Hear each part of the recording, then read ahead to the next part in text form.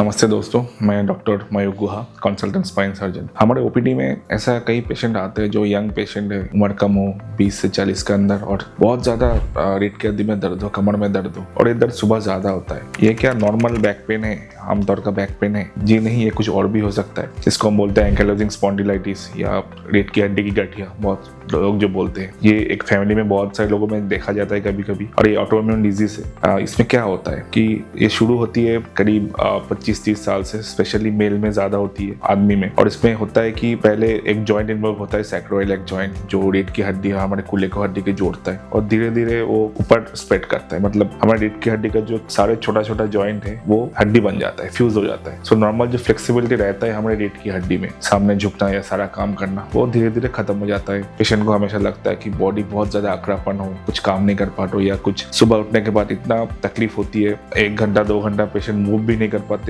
दिन धीरे धीरे प्रोग्रेस करता है, चलना शुरू करते हैं, देन बॉडी धीरे धीरे खुलता है और पेशेंट बोलता है दर्द कम हो रहा है। सो अगर इसको ध्यान में रखना क्यों जरूरी है, क्योंकि ये बीमारी बस रीढ़ की हड्डी का नहीं है, ये मल्टी सिस्टम डिजीज है। ये हमारा आंख अफेक्ट कर सकता है, आंख में रेडनेस हो सकता है, पानी गिर सकता है। ये हार्ट लंग को भी अफेक्ट कर सकता है, अगर बहुत एडवांस स्टेज में गया तो हमारा पेट को, जीआई ट्रैक्ट को अफेक्ट कर सकता है, डायरिया वगैरह हो सकता है। सो अगर ये सब सिम्टम एक साथ हो तो उसे इग्नोर मत कीजिए, वो एंकाइलोजिंग स्पॉन्डिलाइटिस हो सकता है। और अगर डिजीज बहुत प्रोग्रेस कर गया और सही तरीके से दवाई नहीं चला, दवाई मतलब आजकल स्पेशल दवाई होता है डिजीज का, कुछ डिजीज मॉडिफाइड एजेंट होता है, या उससे भी काम नहीं होता है तो कुछ बायोलॉजिक्स होता है जो हमारा र्यूमेटोलॉजिस्ट प्रिस्क्राइब करते हैं, उनमें से इस बीमारी को कंट्रोल में रखा जाता है, अलॉन्ग विथ लाइफस्टाइल मॉडिफिकेशन और एक्टिव रहना। जितना एक्टिव रहेंगे उतना ये डिजीज से मुक्ति मिलता है। बट इसके बाद भी अगर कोई डिजीज प्रोग्रेस होता है या कोई सही तरीके से दवाई चलता नहीं है तो धीरे धीरे स्पाइन बेंड हो जाता है। रीढ़ की हड्डी पीठ का हो या फिर गर्दन का हो, धीरे धीरे इतना बेंड हो जाता है जिसको हम काइफोटिक डिफॉर्मिटी बोलते हैं, कि आदमी को